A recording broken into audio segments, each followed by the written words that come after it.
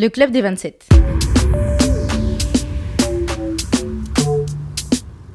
Salut mes grandioses, bienvenue dans cette vidéo. Moi c'est Mia et j'avais pas hâte d'avoir 27 ans avant d'avoir l'idée de cette vidéo. Ouais, t'as bien entendu, j'ai avoir 27 ans. Je sais, je l'ai fait pas.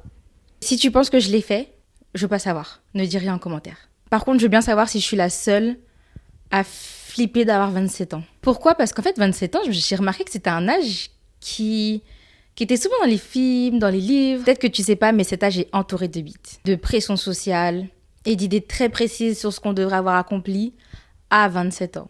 On va parler du club des 27, des attentes sociales et de la pression sociale et des idées fausses. Et bien sûr, moi aussi, je vais te dire ce que je pense de cet âge-là. Je vais te donner mon idée, sinon je fais pas de vidéo. Le club des 27, mythes et réalité. En gros, le club des 27, ça fait référence à un groupe d'artistes, de musiciens qui sont morts à l'âge de 27 ans. On dirait presque un truc mythologique. Le phénomène, il prend forme à la fin des années 60 avec la mort de Jimi Hendrix. C'est Robert Johnson qui meurt en premier en 1938. Mais on va dire que ce sont les décès rapprochés de Jimi Hendrix, Janis Joplin et Jim Morrison en 1969-71 qui sont à l'origine de la création du Club des 27. Ensuite par Janis Joplin, Jim Morrison.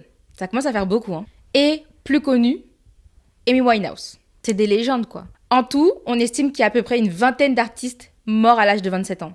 Ça fait beaucoup de coïncidences. Ce qui est dingue, c'est que ce n'étaient pas juste des artistes jeunes, mais des personnes qui ont marqué l'histoire. Chaque fois que quelqu'un mentionne cet âge, 27 ans, il y a une petite pression. Car on associe cet âge à des carrières explosives, mais aussi très tragiques. Mais tu t'es déjà demandé pourquoi cet âge spécifiquement ? Pourquoi pas 26 ? Pourquoi pas 28 ? Du coup ? Alors est-ce que c'est vraiment cet âge qui est spécial ? Ou alors est-ce qu'on a fantasmé cette idée de mort prématurée, mais pleine de sens ? Est-ce que c'est l'âge où la pression, elle atteint son sommet ? Ou est-ce que c'est tout simplement une coïncidence de vie ?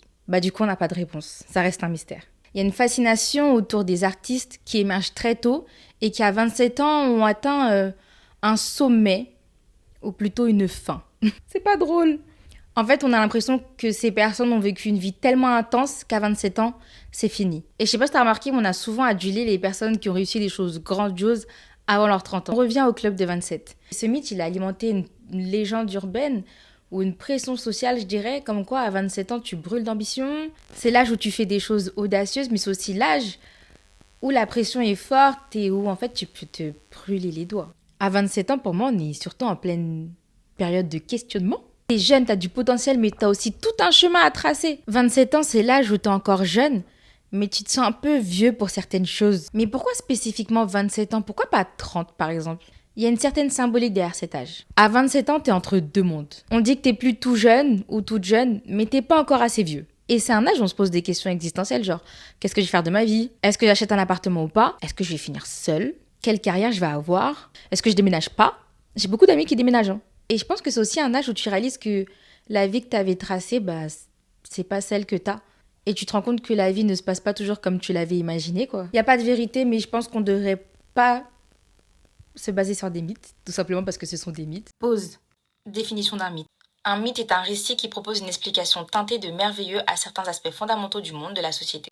Le mythe comble une lacune dans l'explication des choses de la vie, puisque l'être humain ne comprend pas toutes les origines de son existence. Le mythe se distingue de la légende, qui suppose quelques faits historiques et quelques personnes réelles identifiables. Le mythe du club des 27, il dit qu'avant 27 ans, tu dois briller, mais personne ne te dit comment briller avant 27 ans. Et si tu regardes bien, il y a beaucoup de personnes qui brillent longtemps après. Du coup, on peut en venir à une partie qui me fait un peu mal au cœur, la pression sociale. On se met confortable. À 27 ans, t'es censé être sur la bonne voie. Avoir trouvé un job ou commencer à avoir une carrière, avoir une vie amoureuse réussie, peut-être être fiancé, marié, avoir des projets d'enfants très très proches, avoir une stabilité financière, voyager, Perso, moi j'ai pas tout ça. Et j'estime avoir réussi ma vie. J'ai un chat et un magnifique canapé Alinéa. En vrai, je pense que c'est un âge où on se compare beaucoup. Moi, j'ai commencé à avoir des copines qui ont eu des relations stables, on s'entend, à partir de 22, 23 ans. Et j'ai commencé à avoir des copines qui sont tombées enceintes à partir de 25 ans. J'estime que c'est tard comparé à d'autres générations. Pour autant, leur expérience, elle m'a pas donné envie d'avoir des enfants tout de suite ou de me marier tout de suite. En fait, on est tout le temps en train de se comparer et on voit beaucoup de personnes plus jeunes que nous faire des trucs qu'on n'a pas encore fait. Mais ça veut pas dire qu'on est en retard. Pour moi, 27 ans, c'est une période de transition. C'est une période de construction. On n'a pas forcément tout ce qu'on voulait avoir à cet âge-là. Si j'énumère tout ce que je voulais avoir à 27 ans, j'en suis un peu loin. Et c'est pas grave et c'est ok. Le jour où j'ai appris que la moyenne pour avoir une voiture neuve était de 40 ans, je me suis calmée. Le grand piège, c'est cette idée qu'à 27 ans, si t'as pas tout fait, t'as échoué. Je vois pas d'échec, moi. Il y a beaucoup de célébrités qui ont réussi à 40 ans ou qui ont fait de leur rêve une réalité à 30 ans. Si tu penses à des personnes qui ont réussi leur vie après 27 ans, écris-le. Je suis sûre qu'il y en a plein. En fait, je peux énumérer plein de personnes qui ont réussi leur vie après 27 ans. Même autour de toi, regarde bien, il y a plein de personnes qui ont concrétisé leurs rêves après 27 ans, qui ont eu une vie stable après 27 ans. Le problème aussi, c'est les réseaux sociaux. Je suis pas une boomer, je tape pas sur les réseaux sociaux. On va pas se mentir que ça contribue au mal-être de certaines personnes. Moi, j'adore les réseaux.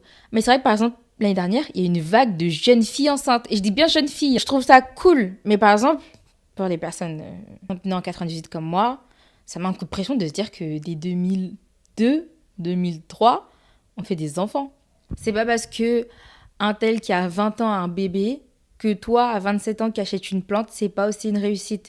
Et une plante, c'est une responsabilité, Chaque vie est différente et c'est pas la course. Faut avancer à son rythme. Si ça peut te rassurer, je raconte une toute petite partie de ce que moi j'ai accompli à 27 ans. Et peut-être que ça va te rassurer parce que j'ai l'impression d'avoir fait quelque chose, mais pas grand-chose non plus. Par exemple, j'ai 27 ans, je suis toujours en études. Mes amis se moquent de moi et disent que mon métier, c'est de faire des études.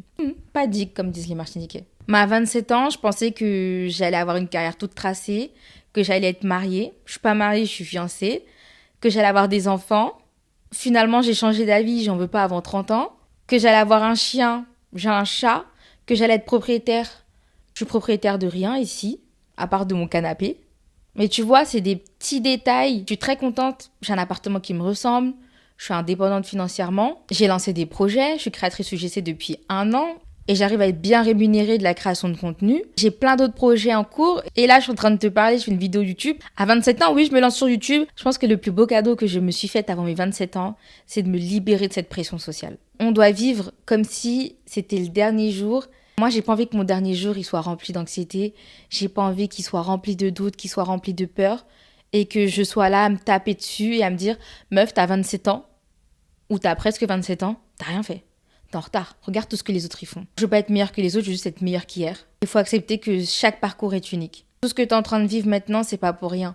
Si t'es pas comme Léa qui a 22 ans et qui a sa marque de bijoux, c'est parce que tu dois être comme toi. T'es toi et c'est déjà super bien en vrai. Tout ça pour dire que 27 ans, c'est un âge charnière, c'est pas un âge où on doit avoir tout réussi.